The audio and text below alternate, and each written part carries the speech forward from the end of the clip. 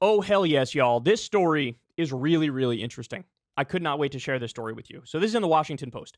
A viral left-wing Twitter account may have been fake all along. They say the Erica Marsh account shows how rage baiting remains a powerful way to win attention and score political points. People have talked about this a lot.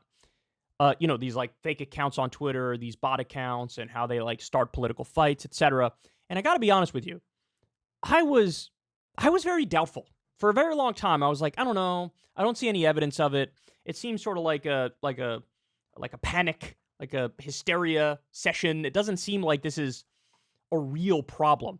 Well, after reading this article, let me tell you, this account is definitely fake, and I don't know who runs it, and they don't even know who runs it. But if the goal was to create chaos, it worked. If the goal was for the right to portray the ultimate stereotype of a lefty, it worked. So here's what they say. In 8 months, Erica Marsh has become one of the most consistently viral left-wing voices on Twitter, gaining more than 130,000 followers for her hyper-liberal, often melodramatic opinions on the biggest flashpoints in American news. She's been especially popular with conservatives who promoted her as a perfect symbol of how overly theatrical and inane progressives can be. Like when she attacked the Supreme Court's affirmative action decision last week by saying, and I quote, "No black person will be able to succeed in a merit-based system." The tweet was viewed more than 27 million times.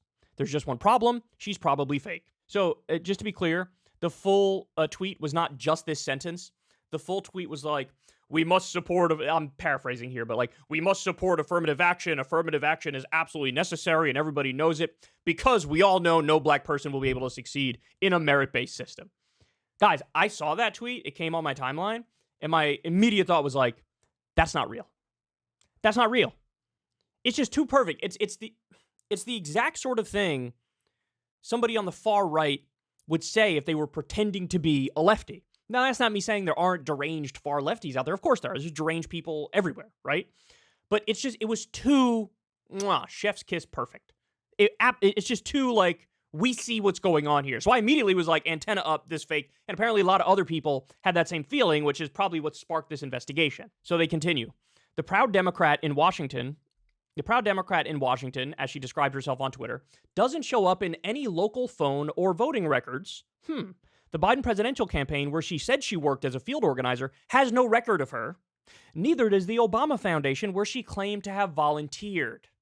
By the way, we're already at the case where it's like pound the gavel, fake.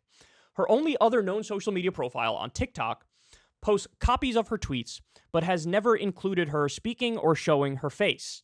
And a digital imaging expert said that the 3 purported selfies she's posted on Twitter showing a young, smiling blonde woman bear the hallmarks of digital manipulation. Quote, "I strongly suspect that this person doesn't exist," said John Scott Railton, a senior researcher at the Citizen Lab at the University of Toronto who studies online disinformation. Quote, "It's as if she dropped from the moon and arrived fully formed with this narrative that makes liberals look like idiots." After the Washington Post raised questions about the account with employees of Twitter's Trust and Safety Department, the account was suspended on Sunday for unknown reasons. Well, I think the reason is pretty clear. I think you brought that to Twitter's attention and they said this is fraudulent activity. This isn't real.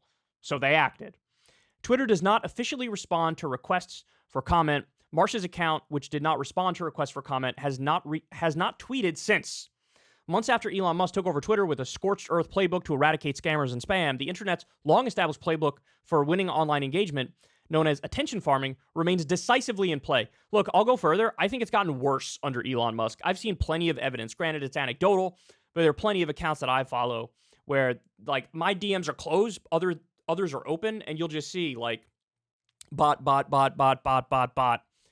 And by the way, there was also this hilarious thing where Musk was like, we're going to crack down on these, like, fake accounts, bro, these AI-generated accounts. And then he ended up banning, like, popular ones, like ones that involved like cute videos of cats or whatever, or dogs. And people are like, no, those ones are okay. We want the ones that are like trying to be misleading on purpose, right? And so I think the bot problem is actually worse. I don't know. You guys tell me what you think. Comment in the comment section below. Marsh's account tended to post messages so polarizing and incendiary that readers couldn't help but respond, boosting her public profile in the process, a tactic known as rage baiting.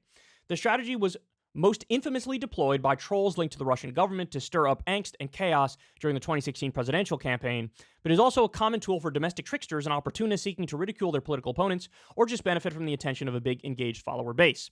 All right, let me pause here to point out the elephant in the room, which is, look, the whole Russia interfered in our election angle was so overplayed. I mean, we had people saying there's a pee tape of Donald Trump where hookers pee on him, even though he's a known germaphobe and he doesn't even shaking hands, never mind getting pissed on, right?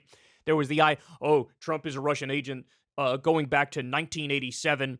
There were a lot of ridiculous, over-the-top, Russia-gating freaks who were just wrong about a lot. So, this, I don't know how accurate this is. I don't know if it happened, but even if it did happen, the extent it happened was minimal and probably had very little to no effect on the election whatsoever. But having said that, just the idea of basically disinformation or misinformation or fraudulent activity on purpose, yeah, that is something that I never considered before or cared about before. When you look at something like this, you're like, well, how much of our political discourse is just this? How much of it is some fake account saying some insane thing and then leading to a 3-day-long political debate, which isn't even a real political debate, and it makes people say deranged, over-the-top, extremist things in every which direction. So they continue. For months, Marsh's account had raised suspicions among online misinformation experts due to her lack of a real-world footprint and her devotion to attention-grabbing viewpoints, one called cartoonishly liberal. Her account carried a blue verified checkmark, an icon that once connotated that the person's identity had been confirmed by Twitter, but since Elon Musk's takeover last year has come to mean only that the account had paid for the designation. By the way, just so everybody understands, the whole verification system, the reason why it existed in the first place, the original verification system, where it's like, hey, this is a notable person, is because Twitter was sued by a famous person because a famous person saw that somebody was impersonating them and saying things that they would never say. And so it was like impersonation and defamation. And so they were like, this is not okay. You need to let people know that I'm the real me and this is not me. And so that's where verification comes from. It was like a practical, pragmatic approach to try to prevent lawsuits, etc. Elon Musk didn't know that or didn't care and just blew it up and reversed the status symbol. So now you can just pay for a check mark. So it doesn't mean anymore that you're like a notable person. It just means you paid for Twitter. So he's messed up the platform in 1,000 different ways. And by the way, now you all know that there's a new, Twitter thing out there. Not only Blue Sky, which is Jack's new venture, but there's also now Threads, I believe it's called, which is Facebook or the Instagram version of Twitter that Zuckerberg just rolled out. By the way, I love how there's such sharks in the water. As soon as Elon Musk started making horrible decisions, they were like, we're going to go ahead and do we're going to counter this. We're going to compete with this. It's hilarious. And by the way, probably in the long run, somebody else is going to win because Elon's decisions are comically stupid. And also Twitter's in a massive amount of debt and there's no plan to get out of it. Anyway, I digress. She declined to share details about herself by saying she had a terrifying stalker from social media, adding, I've learned from mistakes in the past and chose not to share much of my personal life. Last week, as people questioned her legitimacy, she asked her Twitter followers to recommend a defamation attorney to her. When it came to political commentary, she seemed to regard every polarizing news story as an opportunity to offer her opinion and to solicit her fans to promote her to their own networks. She started her account in September 2022, shortly before Musk's takeover, with a rapid-fire series of left-leaning tweets and requests for people to retweet if they agreed. It worked. In November and December, she was gaining more than 1,000 followers a day, according to audience data from the social media analytics firm Social Blade. It's unclear where these are the pictures, by the way. Look, again, I'm not an expert, but just like that tweet, got my bullshit meter going, this does too. I mean, this looks like almost like an AI-generated image, right? Never mind, just a fake image from some marketing company in Botswana or something, right? I don't know why I said Botswana. But anyway, let's continue. It's unclear where the account's photos came from, but Scott Railton suspects they may be stock images, selfies taken from a woman not connected to the account, or images that were otherwise altered, perhaps to combine multiple photos into one. Each had a different background, though the facial features remain largely the same. Some of her tweets were copied word for word from other big left-wing accounts or trending tweets, while others sometimes read like liberal caricatures. Last month, she said, she still wears 2 masks whenever I go out and support Ukraine. Oh, come on, son. Come on. Everybody has to know that's fake, right? There's not a single person who doesn't read that and go, come on, that's fake. I wear 2 masks when I protest in support of Ukraine. Oh, they're not even trying. They're not even trying. On Twitter, she became a subject of heavy doubt and fascination, with some theorizing that she was a right-wing agitator or foreign actor, or that she was designed to collect as much data about Democratic voters as possible for God knows what. Amateur online sleuths noted that her name matched a character on the TV show One Tree Hill, and said they'd found one of her profile photos on a German marketing website. That last part could not be confirmed. The assertion she was phony, however, became just another way to build an audience. A MAGA just told me that my proud Democrat followers are bots, she tweeted last year. Let's prove him wrong. Where are my allies at? Her most extreme and mean-spirited tweets, including her glee over the death of a January 6th rioter, were often used by conservatives to criticize the Biden administration based on her assertion she'd been involved with his campaign. Again, this is all too perfect. Her tweet about the affirmative action decision, in which she said black people would not succeed in a merit-based system, sparked a viral outcry of its own. One tweet in which a correspondent for a news outlet covering U.S. Africa policy tweeted that a former Biden organizer had offered the craziest and most disrespectful argument he had ever read has been viewed nearly 4 million times. Marsh later defended her tweet, saying it had been manipulated for propaganda and misinformation by Ultra MAGA.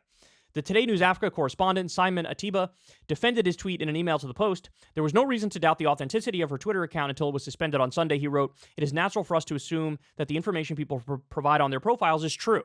A former Twitter trust and safety employee who investigated accounts for impersonation and authentication, who left the company earlier this year after Musk's takeover and spoke on the condition of anonymity due to fear of harassment, said the company had seen a rush of accounts out of North Macedonia around October 2022 posing as pro-Trump influencers and offering up the same style of over-the-top clickbait tweets. So just so everybody understands, what they're saying here is, honestly, both sides do it.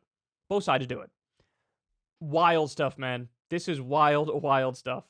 Troll farms from the Republic in Eastern Europe have in recent years run sensationalist web pages and taken over Facebook pages in hopes of pulling in ad money from angry readers in the U.S., regardless of their political leanings. It's unclear whether Marsh's account was part of that kind of campaign, the former Twitter employee said, but it shares many of the characteristics of the networks of fake political accounts created during the run-up to the 2022 midterms. Guys, I mean, we don't need to continue reading this here. There's not much left, but my main point here is, if you're online, understand it's a hellscape. It's a toxic, poisonous hellhole. There is stuff all around you that's fake. There's stuff all around you that's rage baiting. And if something appears too good to be true, it's too good to be true. If you are skeptical of something, embrace that skepticism. We have no idea what percentage of the stuff going on around us online is real and authentic. I mean, guys, there's a good chance the majority of our political discourse online could be,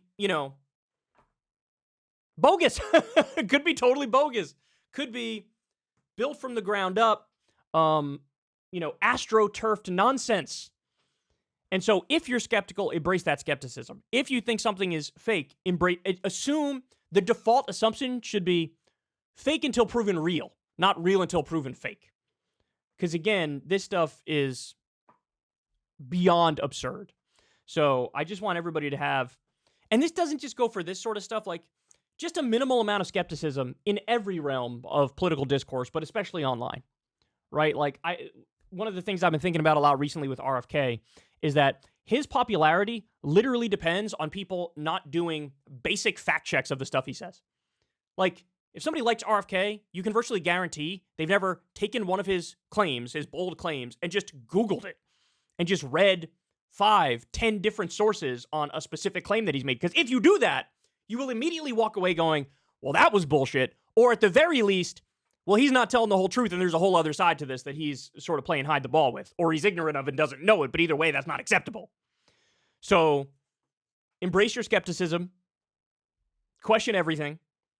We're in a hellscape, and understand that oftentimes and this is another reason why you shouldn't even engage on Twitter or Facebook or other social media outlets, because you could be arguing with a 13-year-old, or you could be arguing with a North Macedonian troll farm, or you could be arguing with somebody who is pretending to be something that they're not, and it's just totally fraudulent, and people are going to get played for fools.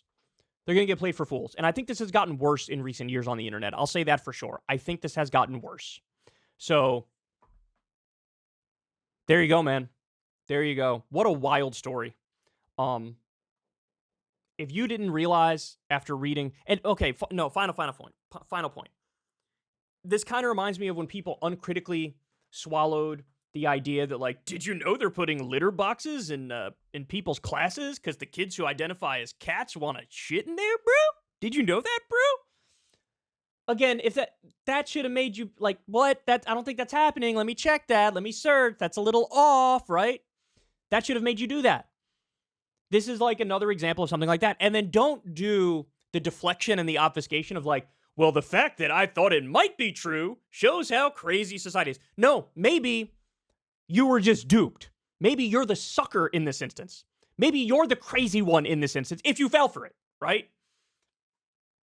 Same thing here. Don't fall for this. I wear 2 masks while I support Ukraine. You should have known immediately something's off here.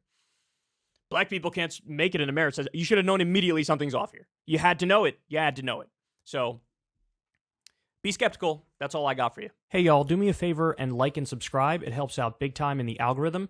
Click the bell as well for notifications when videos drop. And watch that video on screen right now. You know you want to.